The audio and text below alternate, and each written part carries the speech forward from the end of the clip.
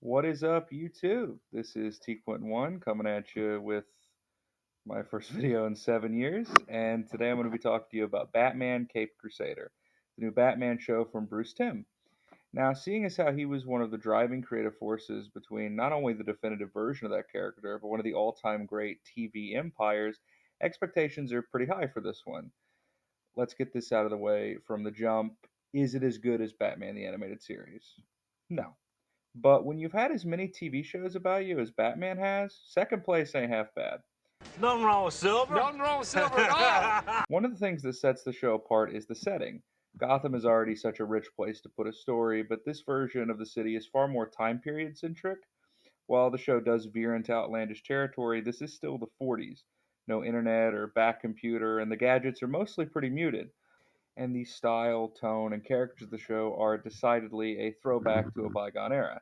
As someone with a particular fondness for the fiction of that time period, this shit is so up my alley, it's not even funny. Another great element is the cast. You're not going to find too many household names here, but there's some exceptional performances, perhaps none more so than Hamish Linklater's turn as the Dark Knight. Anyone who's seen his performance in Midnight Mass can tell you what a powerhouse this guy is.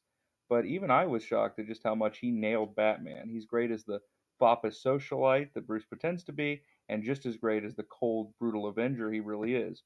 While no one should have to be compared to the late great Conroy, Linklater is the closest thing we have to a true successor for that version of the character.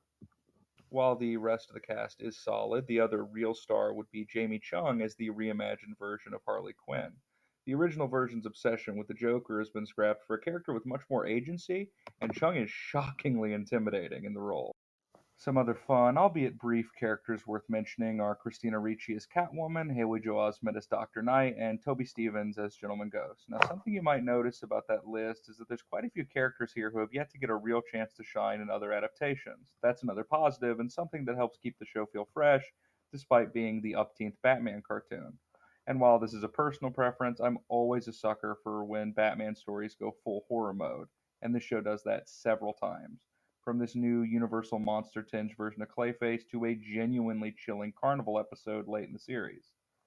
So this show's a masterpiece, right? No flaws to speak of? Well, not exactly. While nothing comes close to sinking what is, in all honesty, one of the best seasons of television the year has had to offer, there are a few flies in the ointment.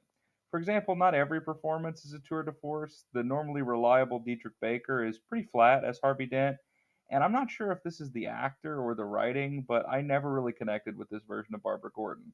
Without going into spoilers, it seemed like she was always just shy of having something interesting to do, but it was always dropped fairly quickly, which is a shame because there's a lot of potential in the setup for her character. Hopefully, she'll have a more central arc in the already confirmed season 2. And finally, the only other real problem, the animation.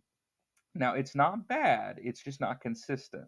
Sometimes it's pretty great, and other times you can tell that corners were cut. And that's a real issue because this is an action show. Moreover, it's a noir action show. So half the story is told in mood and atmosphere and in the spectacle of Batman taking on various thugs and villains. But when what should be impressive is rendered underwhelming by a haphazard moment, it can really add up.